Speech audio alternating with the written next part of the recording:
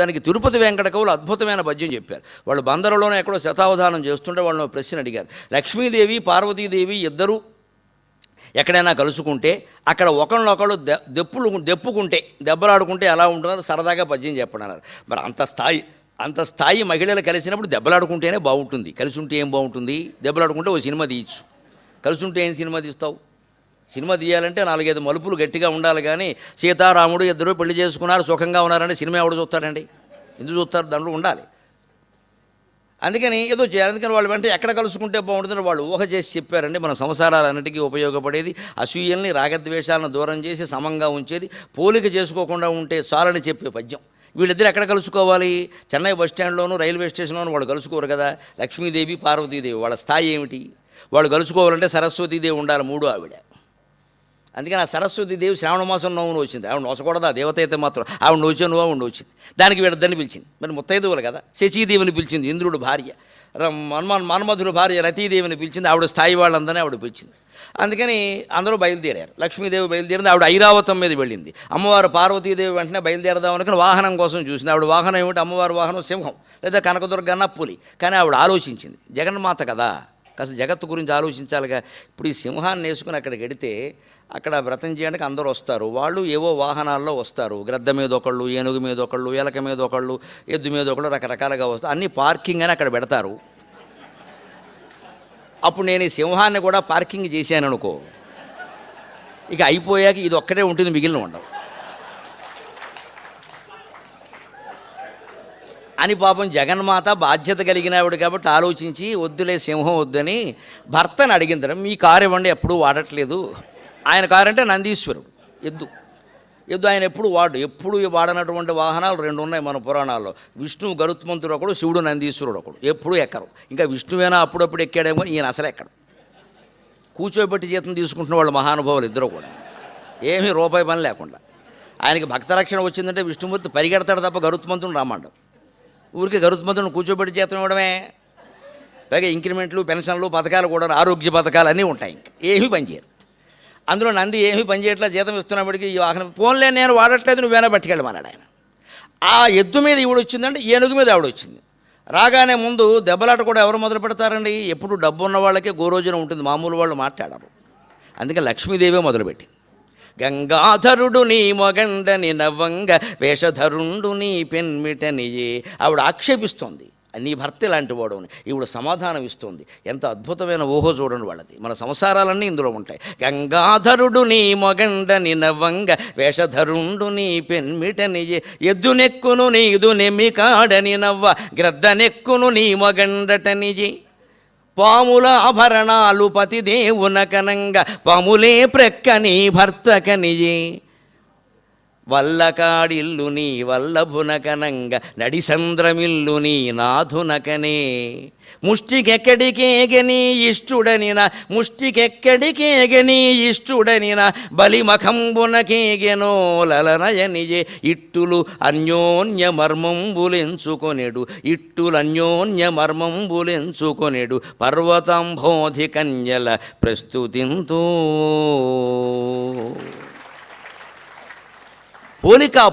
పోలిక జీవితాలు నాశనం చేస్తున్నది పోలిక. ఇదివరకు పెద్దవాళ్ళలో ఉండేది, ఇప్పుడు పిల్లల్లోకి వ్యాపించింది. కంపారిజన్. ఇంగ్లీష్లో ఏవో డిగ్రీలు అంటారే, సూపర్లేటివ్, కంపారిటివ్, పాజిటివ్. అందులో దరిద్రపు డిగ్రీ ఏదైనా ఉంటే ఈ కంపారిటివ్ డిగ్రీ. 104 డిగ్రీల నుంచి ప్రమాదకరం ఇది. థర్మామీటర్లో ఉండే డిగ్రీల నుంచి ప్రమాదకరం ఈ కంపారిటివ్ డిగ్రీ. ఎందుకు? ఇంకోటితో పోలిక మనకి. ఆ పోలికతోనే లక్ష్మీదేవి ఆక్షేపించింది. మీ ఆయన గంగాధరుట్టు కదా అంటే ఆవిడ ఉద్దేశం ఏమిటి? గంగను ధరించాడని కదా. గంగను ధరించడం చాలా గొప్ప పని. విష్ణువు బ్రహ్మ ఎవరూ చేయలేని పని శివుడు తన జటాచూటంలో చేశాడు. అందుకు మెచ్చుకోవాలి. కానీ లోకం ఎలా ఉంటుంది అంటే, మా ఆయన చేస్తే అది గొప్ప పని, మీ ఆయన చేస్తే పనికి మాలిన పని. అంటే ఇప్పుడు రాజకీయాలు ఎక్కడున్నాయి ఆలోచించడం, మన ఇంట్లో ఉన్నాయి. ప్రతిపక్షాల వాళ్ళు ఏమంటారు? ప్రభుత్వం చేసే పనులనే తప్పు అంటారు. రేపు వాళ్ళు అధికారంలోకి వచ్చాక మళ్ళీ అవే చేస్తారు. మీరు ఇదే పని చేస్తున్నారు, ఎందుకంటే వారికి చిత్తశుద్ధి లేదు, మాకు చిత్తశుద్ధి ఉంది. అబ్బా, అదే పని, మళ్ళీ అదే పని చేసేది. వారు చేసిన పని వీరు చేస్తారు. ఎందుకు చేస్తున్నామంటే మేము ఏదో చేసామంటారు. సరిగ్గా ఇళ్లలోనూ అంతే. ఈ రాజకీయ నాయకులు ఎక్కడి నుంచి వెళ్ళారండి? ఇళ్లలోంచే వెళ్ళారు బయటికి. మన పెంపకాలే కదా, మనమే బాధ్యత వహించాలి వాళ్ళ ప్రవర్తన కూడా. ఇది ఇక్కడ ఉంది అది. అందుకని గంగాధరుడు అనగానే ఆవిడ దృష్టి ఏమిటంటే, నీ ఎళ్ళకావిళ్ళు మోసుకునే రకం, గంగాధరుడు అంటే గంగ ధరించిన వాడు కదా. పైగా ఇవాళ ఏమిటి, వాటర్ బాటిల్స్ 20 లీటర్ల క్యాన్ పట్టుకొచ్చి పాత క్యాన్ పట్టుకుపోతాడు, వాడే వాటర్ బాయ్. లారీలో వస్తుంటారు, ట్రక్కులు వేసుకొస్తారు. అందుకని వాటర్ నీళ్ళలో ముగ్గునేవాడు అనమాట. మీ ఆయన గంగాధరుడు కదా, ఇంటింటికి వాటర్ క్యాన్లు వేస్తాడు కదా, అంతే కదా మరి. అందుకని పార్వతీదేవి వెంటనే అవునమ్మా ఏం చేస్తాం, మేము కట్నాలు ఇచ్చుకునే వాళ్ళం, కొండకు పుట్టాను నేను, బండరాయికి పుట్టాను, మాకు ఏమైనా డబ్బులా ఏమున్నాయి కనుక మా నాన్నగారు ఏదో దొరికిన వాడిని కట్టేశారు, నన్ను ఎక్కువ సంబంధాలు చూడలేక అని బీదరుపులు అరవలేదండి. ఆవిడ వెంటనే సమాధానం ఇచ్చింది. వేషధరుండు నీ పెన్మిటనిజే లక్ష్మి, మా ఆయన మోస్తే నీళ్లు మోయొచ్చు, నీళ్ళకాయ సీసాలు మోయొచ్చు, నీళ్ళ కావిళ్ళు మోయొచ్చు, ఏదో ఒక్క వేషమే వేశాడు. గుప్తదానం బట్టేనా కుటుంబాన్ని పోషించమన్నారు, అందుకని పోనీ కుటుంబ పోషణ కోసం ఆయన నీళ్లు మోసాడని అనుకుందాం, వేషం వేశాడు, నీళ్ళ కావిళ్ళవాడు. మీ ఆయన అలా కాదు కదా, ఒక వేషం కాదు కదా, 10 వేషాలు వేశాడు, దశావతారాలు. పైగా ఏ వేషాలో చెప్పుకుంటే ఇబ్బంది కూడా. చేప వేషం వేశాడు, తాబేలు వేషం వేశాడు, పంది వేషం కూడా వేసేట్టుగా. నువ్వెంత వరాహ అవతారం అన్నా పందేగా, విషయం అంతేగా, నువ్వెంత పొడుగు పేరెట్టినే. అంచేత దశావతారాలు అయినాయి. అన్ని వేషాలు మా ఆయన వేయలేదు. ఎక్కడైనా సభలో మా ఆయన కనపడకపోతే ఎక్కడుంటానంటే నీళ్ళ సప్లై చేసేవాడు మా ఆయన వెంటనే తెచ్చుకుంటాను నేను. మీ ఆయన అలా కాదు, చేప అయ్యాడో, పంది అయ్యాడో, కుక్క అయ్యాడో, సగం మనిషి సగం సింహం అయ్యాడో, పొట్టిగా ఉంటాడో పొడుగ్గా ఉంటాడో ఏమీ తెలియదయ్యే. అందుకని నీ కాపురం కంటే నా కాపురమే మంచిదండి. ఎద్దు నెక్కును నీదు నెమ్మి కాడని నవ్వ, గ్రద్ద నెక్కును నీ మొగండటనియే. మీ ఆయన ఎద్దెక్కుతాట కదా, ఏమిటో పార్వతి ఈ నీళ్ళయింది పెళ్ళి, ఒక BMW కారేనా లేదు, కనీసం నానో కారేనా లేదు, టాటా వారు కనిపెట్టారు, ₹1,00,000 అందరికీ ఇస్తున్నారు. ఏం కొంటాళ్ళే, అందుకనే ఎద్దెక్కొచ్చామంటే వెంటనే ఆవిడ జవాబు ఇచ్చింది, మేము ఎద్దెక్కాం, మీరు గ్రద్దెక్కారు, పెద్ద తేడా ఏముంది. గ్రద్ద కంటే ఎద్దేనయం ఆలోచించండి, ఎందుకంటే ఇష్టం లేకపోతే దిగిపోవచ్చు. ఇష్టం లేకపోతే దిగిపోవచ్చు. గ్రద్దెక్కామనుకోండి, ఎక్కడ దిగుతాం, వాడు దింపిన చోట దిగాలి. వాడేమో మెరీనా గ్రౌండ్స్లో దింపుతాడు, అంతకుమించి అక్కడ కూడా కింద పడేస్తాడు. ఎద్దెక్కామనుకోండి శుభ్రంగా దిగచ్చు, మన పనులన్నీ చూసుకుని లఘుశంక అన్నీ తీర్చుకుని వెళ్ళచ్చు. ఎద్దు ఎక్కడికి వెళ్ళదు, 4 అడుగులు వేస్తుంది. ఎడ్ల బండి అయినా అంతే. పైగా ఎద్దెక్కడంలో ప్రయోజనం ఉంది, మధ్యలో మూపురం ఉంటుంది. ఇటు శివుడు అటు పార్వతి కూర్చోసి మధ్యలో మూపురం పట్టుకుని ఉంచు, హాయిగా లాహిరిలో అని వెళ్ళొచ్చు. గ్రద్దెక్కితే ఏం పట్టుకుంటారు, పేకట్టుకుంటే చచ్చిపోతాడు, ముక్కట్టుకుంటే ఊపిరాడదు, రెక్కలట్టుకుంటే ఎగరలేడు. వాడిని మానేసి వీళ్ళిద్దరూ ఒకళ్ళనొకళ్ళు పట్టుకుంటే ఇద్దరు కలిసి కింద పడతారు. ఇవన్నీ తెలుసున్నవాడు కాబట్టి విష్ణుమూర్తి ఆ వాహనం వాడలేదు, ఎందుకు వచ్చిన గొడవ. అందుకని మీరు ఎక్కే గ్రద్ద కంటే మా ఎద్దేనయం. పాములాభరణాలు పతిదేవునకనంగా, పాములే ప్రక్కని భర్త కనియే. ఆడవాళ్ళు చాలా సహజంగా వచ్చే మాట అండి, ఇదివరకు బాగా వచ్చేది, ఈ మధ్య కొంచెం దక్కింది కదా. ఏమిటో పార్వతి ఒంటిపేట గొలుసేనా లేదు మెళ్ళలో, ఆయన ఏం చేయిస్తాడులే, ఆయనకే కట్ల పాములు పొట్ల పాములు ఉన్నాయి ఒంటి నిండాను, నాగభూషణ నందివాహన అని పాములు ఉన్నాయి, ఆయన ఒంటి మీదే పాములు ఉంటాయి, నీకేం చేయిస్తాడు అని ఆక్షేపణ అనమాట. వెంటనే ఆవిడింది, పాముల ఆభరణాలు అయితే నష్టమేం లేదు, ఎందుకంటే ఆభరణాలు ఆడవాళ్ళు ఎప్పుడు పెట్టుకుంటారు, పెళ్ళికో పేరంటానికో విందుకో వినోదానికో పెడితే పెట్టుకుంటారు. అంతేగాని ఇంట్లో పట్టు చీర కట్టుకుని ఆభరణాలన్నీ పెట్టుకుని KR విజయలాగా ఇలా కూర్చోరు కదా. ఆవిడ ఒక్కతే సినిమాల్లో అమ్మవారి వేషానికి తగింది. అందుకని శుభ్రంగా అన్నీ పెట్టుకుని ఇలా కూర్చుని ఆ శరీరం కూడా సరిపోతుంది, శుభ్రంగా హాయిగా ఉంటుంది, అందుకని కూర్చుంటుంది ఆవిడ. అందుకని అలా ఊరికి అన్నీ అలంకరించుకుని ఎవరు కూర్చోరు కదా. అందుకని ఆభరణాలు లేకపోతే నష్టమే లేదు, కానీ ముందు పడుకునే పక్క బాగుండాలి కదా లక్ష్మి. ఒక్కసారి మీ పక్క ఏమిటో ఆలోచించుకో. దంపతుల మంచం అంటే ధర్మాసుపత్రి మంచంలా ఉండకూడదు కదా.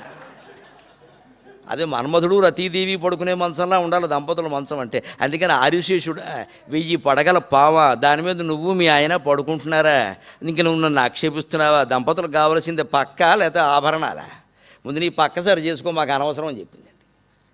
అలాగే వల్లకాడిల్లు నీ వల్లభునకనంగా, నది సంద్రమిల్లు నీ నాథునకనే. ఏమిటో పార్వతి ఇన్నేళ్ళైంది పెళ్ళి, ఏమిటో సింగిల్ బెడ్రూమ్ అపార్ట్మెంట్ కూడా లేదు.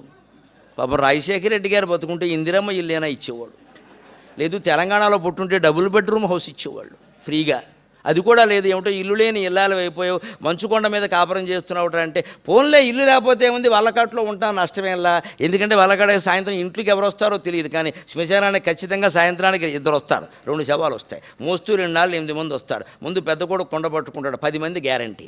వాళ్ళకి శవదహనం కారణంగా దాహం అవుతుంది, మంచినీళ్ళు ఇస్తాం. శ్మశానంలో కూడా దాహం తీరుస్తున్నారమ్మా. వృద్ధ దంపతులు ఆనందంగా ఉండడానికి అభినందిస్తారు, పెద్దవాళ్ళు అయితే ఆశీర్వదిస్తారు. అలాగే నలుగురు వచ్చే చోట ఇల్లు కట్టుకోవాలి, కానీ ఎవడూ రాకుండా నువ్వు నీ మొగుడు పాలసముద్రంలో ఇల్లు కట్టుకున్నారు, ఏమో ఉపయోగం అని అడిగింది. ఆయన పాలసముద్రంలో ఉంటాడు. ఎవడెడతాడు అక్కడికి ఎవరు వెళ్ళరు. వెడితే గిడితే 6 నెలలకు ఒకసారి నారదుడు వెడతాడు. ఆయన వెళ్ళినప్పుడల్లా దుర్వార్తలే, మన ప్రసార మాధ్యమాల వాళ్ళలాగా ఎప్పుడూ దుర్వార్తలే, సద్వార్త ఒకటి కూడా ఉండదు.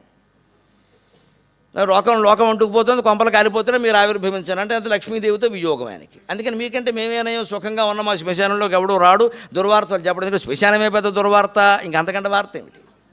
ఇంకో మాట అంటుంది పద్యం ముగిస్తూ చివరిలో ఆవిడ, ముష్టికెక్కడికేగని ఇష్టుడనిన బలిమఖంబునకేగెనో లలనయని. ఏమిటో మీ ఆయన బెచ్చమెత్తుకుంటాట కదా, ఆది భిక్షువా నిన్ను ఏది అడిగేది అని మా సీతారామశాస్త్రి పాట కూడా రాశాడు మహానుభావుడు.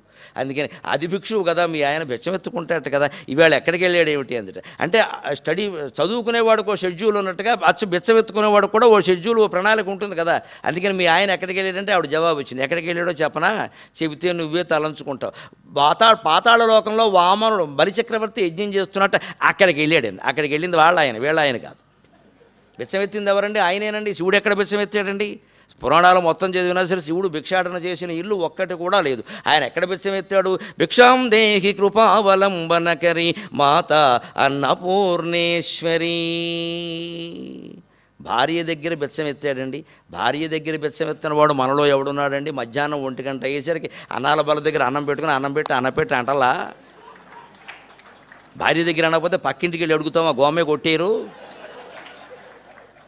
భార్యను అన్నం పెట్టమనడం బెచ్చమెత్తడం ఎలా అవుతుందండి? భార్యను కాకపోతే ఎవరిని అడుగుతాం? ఆయన భార్యని అడిగాడు. ఆవిడ అన్నపూర్ణేశ్వరి, హాయిగా అన్నదానం చేసింది. కాశీ విశాలాక్షి అన్నపూర్ణేశ్వరి. అంటే భార్యను అడిగితే తప్పింది. మీ ఆయన అలా కాదు కదా, ఎవడో అక్కడికి వెళ్ళాడు. పైగా అడిగినప్పుడు స్కేల్ వేరు, కొలిచినప్పుడు స్కేల్ వేరు. మహామాయ, విష్ణుమాయ. ఓ పిల్లాడు వచ్చి 3 అడుగులు అంటే వాడి పాదం ప్రకారం 3 అడుగులు అనుకుంటా, కానీ శంషాబాద్ ఎయిర్పోర్ట్లో అమరావతిలో 3 అడుగులు అంటారా? అక్కడికి తేడా లేదా? రేటు తేడా ఉండదా? అమరావతిలో రేటు వేరు, అంబాజీపేటలో రేటు వేరు. నువ్వు అడుగులు ఎక్కడో చెప్పకుండా అడుగులంటే అలాగా. అందుకని అక్కడ విషమెత్తింది మీ ఆయన. నువ్వు తలంచుకోవాలి కానీ నేను తలంచుకోవాల్సిన అవసరం లేదని ప్రతి మాటకి జవాబు అప్పగించిందండి. ఇలా ఒకరినొకరు దెప్పుకున్న లక్ష్మీదేవి పార్వతీదేవి సభాసదులందరినీ ఆశీర్వదింతురుగాక.